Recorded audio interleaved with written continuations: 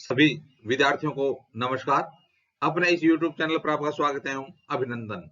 हाँ तो विद्यार्थियों, आज हम कक्षा 12 विषय राजनीति विज्ञान से एक छोटा सा और बहुत ही महत्वपूर्ण टॉपिक देखने जा रहे हैं। तो आज की हमारी कक्षा रहेगी 12, विषय रहेगा राजनीति विज्ञान और आज का हमारा टॉपिक रहेगा पहले 3 चुनाव में कांग्रेस का प्रभुत्व। तो प्रथम आम चुनाव कब हुए थे? 1951-52 में। तो यानी प्रथम आम चुनाव 1952 से लेकर के पहले 3 चुनाव में कांग्रेस का प्रभुत्व रहा था। तो इसी टॉपिक को आज हम सिद्ध करने जा रहे हैं। तो देखिए विद्यार्थियों, कांग्रेस पार्टी ने लोकसभा के पहले चुनाव में कुल 489 सीटों में 364 सीटें जीती और इस तरह वह किसी भी प्रतिद्वंद्वी से चुनावी दौड़ में बहुत आगे निकल गई।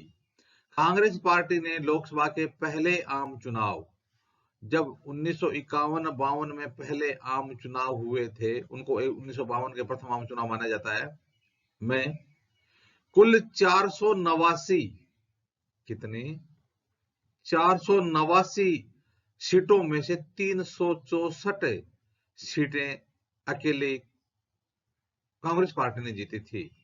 तो इस प्रकार से किसी भी प्रतिद्वंद्वी से चुनावी दौड़ में बहुत आगे निकल गई थी कांग्रेस पार्टी। जहां तक सीटों पर जीत हासिल करने का सवाल है, पहले आम चुनाव में भारतीय कम्युनिस्ट पार्टी दूसरे स्थान पर रही। तो सीटें जीत हासिल करने के सवाल पर यदि हम चर्चा करें तो पहले आम चुनाव में भारतीय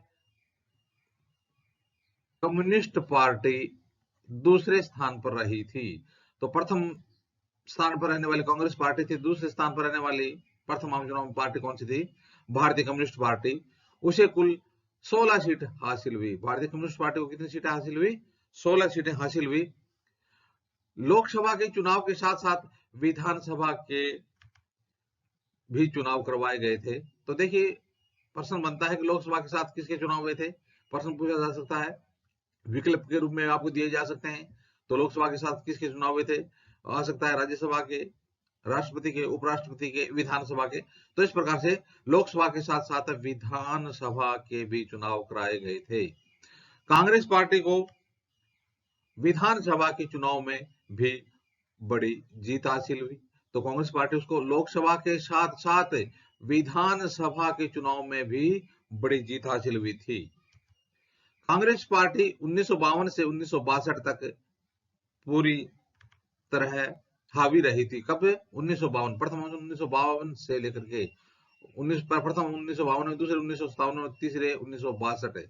और हम बात करें प्रथम 3 आम चुनाव की, तो 1962 तक, 1952 से 1962 तक पूरी तरह कांग्रेस पार्टी हावी रही थी। हाँ तो विद्यार्थियों, अब देखते हैं प्रथम जो 3 चुनाव थे उनमें किस प्रकार से कितने कितने प्रतिशत इनको वोट मिले थे।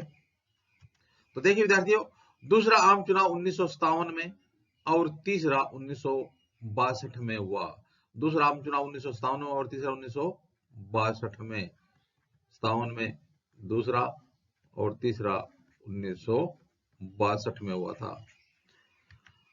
इन चुनाव में भी कांग्रेस पार्टी ने लोकसभा में अपनी पुरानी स्थिति बरकरार रखी और उसे 3/4 सीटें मिली। इन यदि 1957 और 62 के चुनाव देखें तो इनमें से कांग्रेस पार्टी को पुरानी स्थिति उनकी बरकरार रही और 3/4 सीटें प्राप्त की। विधानसभा के चुनाव में कहीं कहीं कांग्रेस को बहुमत नहीं मिला। ऐसा ही एक उदाहरण केरल का है। तो विधानसभा के चुनाव में कहीं कहीं कांग्रेस को बहुमत नहीं मिला। ऐसा ही एक उदाहरण कौन से राज्य का? केरल का है। तो केरल राज्य की विधानसभा में सबसे पहले कांग्रेस विरोधी सरकार बनी थी। तो प्रश्न पूछा जा सकता है कि कौन से राज्य में सबसे पहले कांग्रेस विरोधी सरकार बनी थी? तो इसका उदाहरण हो जाएगा, उत्तर हो जाएगा केरल। तो केरल राज्य में सबसे पहले कांग्रेस विरोधी सरकार बनी थी 1957 में। केरल में कब है? केरल में 1957 की बात है, 1957 में। तो देखिए विद्यार्थियों, 1957 में केरल में भारतीय कम्युनिस्ट पार्टी की अगुवाई में एक गठबंधन सरकार बनी थी। तो वो भी गठबंधन सरकार थी, किसकी अगुवाई में? भारतीय कम्युनिस्ट पार्टी की अगुवाई में। भारतीय कम्युनिस्ट पार्टी की अगुवाई में कौन से राज्य में? केरल राज्य में। कब? 1957 में एक गठबंधन की सरकार बनी थी जो कांग्रेस विरोधी थी। कांग्रेस पार्टी की जीत का यह आंकड़ा और दायरा हमारी चुनाव प्रणाली के कारण भी बढ़ा चढ़ा दिखाई देता है। तो हम यदि कांग्रेस पार्टी की जीत का यह आंकड़ा देखें, जो 3/4 यदि सीट देखें, तो इनका जो आंकड़ा है यह हमारी चुनाव प्रणाली के कारण भी बढ़ा चढ़ा दिखता है। तो इस प्रकार इसके लिए हमारी चुनाव प्रणाली है उसमें। हाँ तो विद्यार्थियों, अब देखते हैं कि चुनाव प्रणाली ने किस प्रकार से हमारी चुनाव प्रक्रिया को प्रभावित किया। तो देखिए विद्यार्थियों, मिसाल के लिए 1952 में कांग्रेस पार्टी को कुल वोटों में से मात्र 45% वोट हासिल हुए। कितने प्रतिशत? 45% वोट हासिल हुए। कब? 1952 में कांग्रेस पार्टी को कुल जो वोट डाले गए थे उनमें से 45% वोट ही हासिल हुए, लेकिन कांग्रेस को 74% सीटें प्राप्त हो गई। 45% वोटों के बदले 74% सीटें प्राप्त हो गई। तो हिसाब से देखा जाए तो 45% वोट के अनुसार 45% सीटें हासिल होनी चाहिए थी, लेकिन हमारी चुनाव प्रणाली के कारण 45% वोट प्राप्त करने पर भी 74% सीटें प्राप्त हो गई। तो सोशलिस्ट पार्टी वोट हासिल करने के लिहाज से दूसरे नंबर पर रही। तो दूसरे नंबर पर रहने वाली पार्टी कौन थी? दूसरे नंबर पर, प्रथम नंबर पर तो कांग्रेस थी, तो दूसरे नंबर पर थी सोशलिस्ट पार्टी।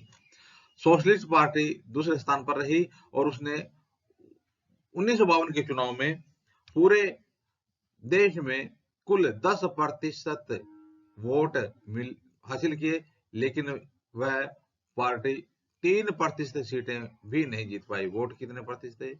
10% वोट हासिल हो गए, लेकिन सीट 3% भी नहीं मिली। तो इस प्रकार से दूसरे नंबर पर रहने वाली पार्टी 10% वोट लेने पर भी 3% सीटें नहीं जीत पाई। आखिर यह हुआ कैसे? तो यह कैसे हुआ? तो इसका कारण है हमारी चुनाव प्रणाली। देखिए विद्यार्थियों, हमारे देश की चुनाव प्रणाली में सर्वाधिक वोट पाने वाले की जीत, सर्वाधिक वोट पाने वाले की जीत, ये याद रखना है। हमारी चुनाव प्रणाली में जो मतगणना के समय सर्वाधिक वोट पाने वाले की जीत पक्की हो जाती है।